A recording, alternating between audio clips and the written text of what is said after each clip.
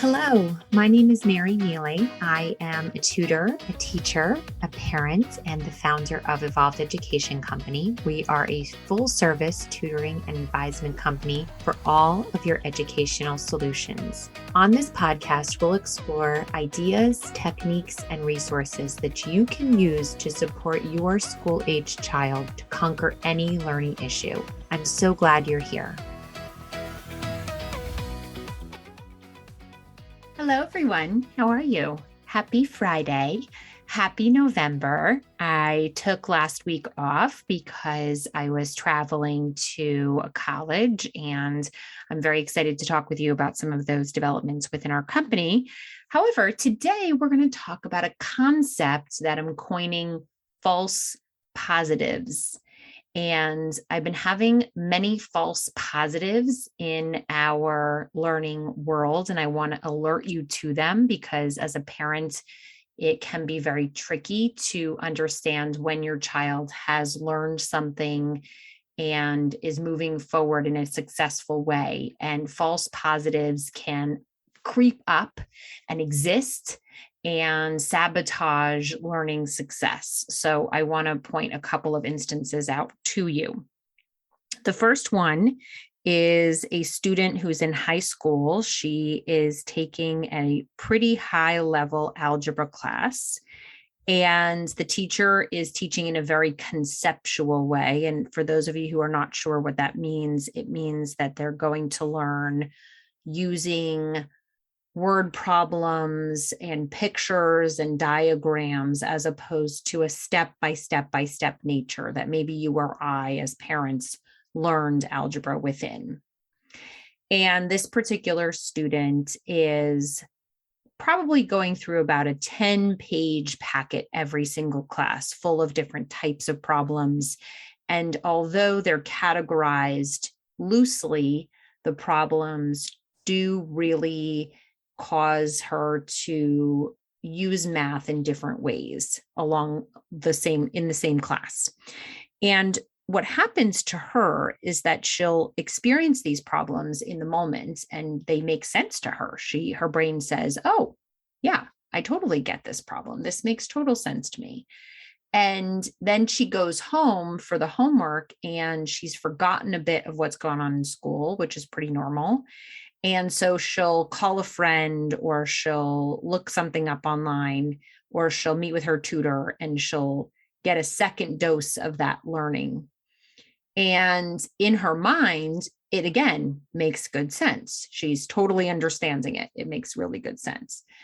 And yet, when she gets on the test, which is the assessment, which is supposed to determine whether she understands this material or not, she isn't successful with moving through the problem along with all of the others. And so she's coming out of those testing situations with B's and C's on her grade, when in fact, during the actual learning process, she's feeling really confident and feeling as though she's understanding everything.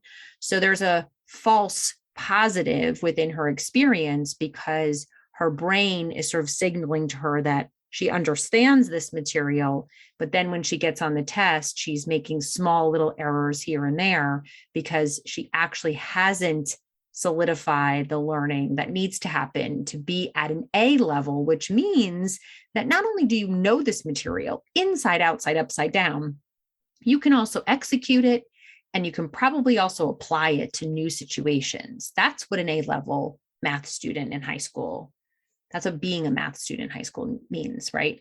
So what happens when a student has a false positive like this? And why is it such a problem in the learning life of a student? Well, if you can imagine, just in and of itself, it's a problem because it isn't allowing a student to necessarily learn the material at that A level, but also it sends a signal to the child's brain that says, I know this. I understand this. There's something wrong with me that I'm getting this test score. I don't understand why I'm getting a B or a C because when I learn the material, I totally get it. There must be something wrong with me. And if you're listening to this and this has been your child's experience, or maybe you're now pulling your child in and having them listen to the podcast, by the way, hi, if that's you, I want you to know you're not alone, because this is a scenario that I see so many times within my coaching work and within my parent coaching work that I'm doing, and within the work that our team here is doing. There's constant conversations about this false positive and what it's doing to students. And I think we need to talk about it. We need to unpack it. We need to really understand that when your brain first learns something, there is a neural pathway that's created. There is a neuron in your brain, that's the brain cell, and it creates a neural pathway, and it does make sense. However, that neural pathway is not really strong unless you practice, unless you write about what you're learning, unless you truly master the concepts and the skills within what you're learning. So how do you do that? You want to know, right? How, Mary, okay, great. I understand this false positive concept. It's happened to me, but what do I do about it so that I can get to that A level? Well, just remember, what does that A level mean anyway? It means that you have a strong understanding of the concepts and skills. You can execute those skills with aplomb. You can do them super, super, super well with automaticity, with fluency, with understanding. And you can now apply them to new situations and new problems and new scenarios. That's an A-level student. So how do you get there? You need to put yourself in that seat and do that which I just told you. So the first thing you're going to do is make sure you understand the concepts and skills. Then you're going to make sure you can execute those concepts and skills as they've been taught to you. And then you're going to hypothesize where you might extend those concepts and skills and what types of problems and scenarios might be able to be used with those concepts and skills. That's the hardest part, right? Is really projecting the learning into a new situation, because that's higher order thinking. If you look at Bloom's taxonomy, which is something you could Google, it has a beautiful array of the learning levels that a student's brain can go to. So you start at really the bottom level, which is just understanding the concepts. And then you get up to the top level, which is evaluating, creating, synthesizing, analyzing. Those are all much higher order thinking. And you can't get to that level unless you actually master the skills and the concepts that you're being taught. Now, another so-called problem, I put problem in quotes because, or air quotes, because it's just a systemic problem that we have within our education system, is that many times teachers will teach many different types of problems all at once, and they will also move at a very fast pace. And students leave the classroom, they understand things that have been taught, but they have not mastered them. And then they have to go home and figure out what to do to learn, to actually learn all of this material. And I don't know many students who haven't been in this seat one time or another, but this is truly the experience that happens for many, many kids in the high school, especially. And the way you need to work through that is really kind of dependent on your brain. But I would say there are a couple of mainstays that I've noticed do work for most students. And I'm going to give you a couple of things to try. So the first thing I want you to try is to write. So hand write the notes that you need to learn. So anything that you're responsible for knowing, you could hand write it. When you hand write, you're making a memory. Second best to handwriting is typing. Some students need to type because they have graphomotor issues and can't write. But if that's not you, then you could handwrite. I think that's best. I have a Remarkable, which I use for all of my handwriting. It's actually really nice, and you can digitize and you can have different notebooks on the tablet. It's pretty useful. So if you want to look into that, you could. So handwrite everything that you're responsible for. The next thing I want you to do is to make it your own. So even though maybe you write out the problems, write down what you need to remember about those problems, or write it down in the way that makes sense to you. If you're doing history notes, you might make a diagram of how all of the history facts come together and relate together. Maybe you want to make a little web and put the major event in the middle, and then all of the different results or effects of that particular event all around it. So make the information your own, and so that you can understand it. Some of us are very sequential in how we understand something, meaning we want to go through the steps. And some of us are more visual. We like the pictures. We like to create a picture or a sketch of something. Whatever you want to do to make the meaning happen for your brain, go ahead and do it. But you could also practice and just try out different mediums if you want to, and come to something that works for you. But what I would say is that there's a commonality within this learning, which is that everyone that's having success is making meaning in a way that works for their brain. So some kind of meaning has to be constructed. And maybe that's a diagram, maybe that's some questions and answers on a 2-column sheet. Maybe for math, it's writing the problem, the solution, and then little notes to self like, Mary, don't forget here, you keep missing the negative number. Don't forget the negative number, right? So you want to, I love those 3-column notes. I sort of use that a lot in math, where I take that Cornell note-taking system. Those of you who are learning specialists who are listening know exactly what I'm talking about. But if you don't, you could also Google it, where there's 2 columns. On one side is the problem, on the other side is the solution. And what I'm just suggesting in math is that you do a 3-column sheet where you have problem, solution, and then note to self on the other side, on the right-hand side. And what you do is you write down your problem, you write down your solution, and then you say, hey, Mary, don't forget the negative here. Or, hey, Mary, don't forget to distribute first. Or, hey, Mary, don't forget this proof, right? So whatever you need to remember in the problem, you would put it over on the right-hand side.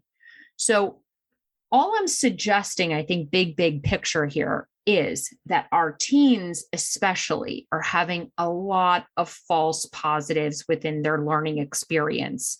And this happens when learning is familiar, it's understood, it makes sense, but it's not yet mastered in the way that we need to master it to apply it, analyze it, create something with it, or use it in a different situation. So it's not allowing us to really master it unless we take that information, go home and work with it, practice it, make sure you're writing it out. I used to have a really amazing student who took a laptop computer each semester. And this was before Google Docs was really a thing. And she would make a folder on her laptop for each subject. And each test would have its own document of all of the notes that she was responsible for. And once the test was given, she would open a new document and create a new document for that next test. And all of the notes that she was responsible for went in there. And she would compile these notes on a nightly basis. She was so disciplined. And she would take it from the lecture of the day. She would take it from the homework of the day, and literally anything that was learned or that she was responsible for in the slightest bit would go on to that document. And then when it came time for test time, she would sift through the document and literally delete anything that she really knew 100%, would just go delete. And she would get rid of everything that she knew. And then she would focus on handwriting everything else out and really talking it out and teaching me at the time all of that information. Now, she was a very verbal learner. So this really worked for her because she was able to verbalize everything that she was learning. I have another child who that approach would not be the best way to make meaning or to study. In fact, this particular student was so visual and loved to look at pictures and maps and graphic organizers and things like that. So for that particular student, he would actually come home and create a graphic organizer web of all of the information that he had learned that day on a sketch pad and create those pages for the test. So again, it's the same concept, big picture that these students are doing, but it's done in a way that makes sense for them. But there's a couple of mainstays that they're doing to get to that A level, which is they're having the discipline to come home every single day and they're sitting down and they're making sure that they're compiling everything that they're responsible for learning in one place in an organized fashion, in a way that makes sense for their brain, and in a way that allows them to practice and review the information to really form those strong neuro pathways through the brain. So that's what you want to do if you want to get rid of those false positives. I hope this was helpful. And I just want to pause and say that we are actively building our college consulting program here at Evolved. I'm so excited about it because I really love the way that college admissions is looking at learning as a huge part of their admissions rubric. And I know that the way that we coach and teach and tutor students and parents here at Evolved Education Company will add tremendous value to the college admissions process. So I'm really excited because we are already doing the nursery school, the kindergarten, the elementary school, the middle school, the high school, the boarding schools. And now we're adding on this college piece as well. And it all goes together within the mission, which is to ensure students learn well. So I'm super excited about it. You'll have to stay tuned as we roll this formal program out in January. In the meantime, I am providing an exciting workshop for the parents of freshmen in high school. And if you're an 8th grade parent, this also might be really interesting for you too, but you can go onto our website right now and register for this workshop. You can take the workshop live, or you can take the workshop as an evergreen workshop. There's materials and everything in a portal, and you get access to these materials and links and everything by registering for the workshop. So I hope to see you there. We're doing the live workshop on November, I believe it's November 22nd. It's the Monday before Thanksgiving. So you can be getting ready for Thanksgiving dinner in your pajamas and listen into this workshop, have a little notepad next to you, write down some things that really connect to you. But really, it's about empowering you as parents to make sure that you're informed, because there are things that we need to do with students in the freshman year to make sure we have every opportunity going into that college process. So that's really what I want to teach you.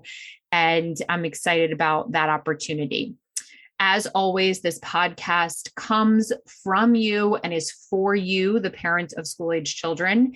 And so if you have questions that you would like me to discuss on this podcast, you may email us at hello@evolveded.com.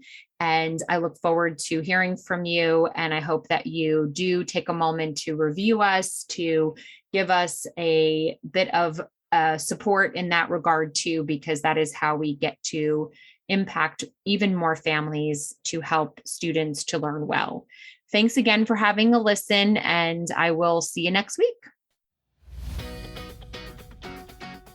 Thank you so much for listening to Evolved Education. If you like what you hear, please subscribe and write a review. You can send us any and all educational questions to hello@evolveded.com, and we'll try to address it in our upcoming episodes. That's Evolved Ed, EVOLVEDED.com. To learn more about how we can support you, go to evolveded.com and book a complimentary 15-minute phone call with us. Are you a professional educator? You can join our teaching school membership platform to gain support and engage in a community interested in learning together. Click on the link in our show notes to learn more.